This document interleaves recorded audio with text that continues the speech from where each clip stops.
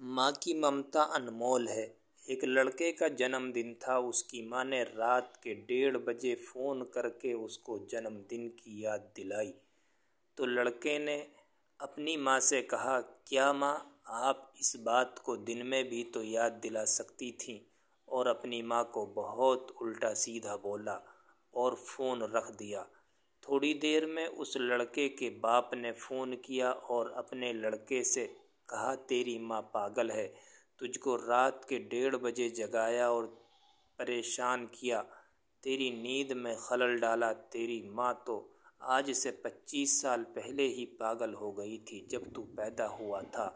उस दिन से आज तक तेरी माँ हर रोज़ मुझे रात में 1:30 बजे उठाकर कहती है कि इस टाइम हमारा लाल पैदा हुआ था। और आज जो तेरी जन्मदिन के मौके पर तेरी माँ ने तुझको 1:30 बजे फ़ोन करके कहा तो तेरी नींद में खलल पड़ गया और तेरी नींद ख़राब हो गई। लड़के की आंखों में आंसू आ गए और आकर अपनी माँ से माफ़ी मांगी और हाथ पांव चूमे। तो माँ ऐसी चीज़ है कि बग़ैर सोचे समझे अपने लाल की गलतियों को माफ़ कर देती है और वैसे ही प्यार करती है जैसा उस दिन प्यार करती थी जब पैदा हुआ था।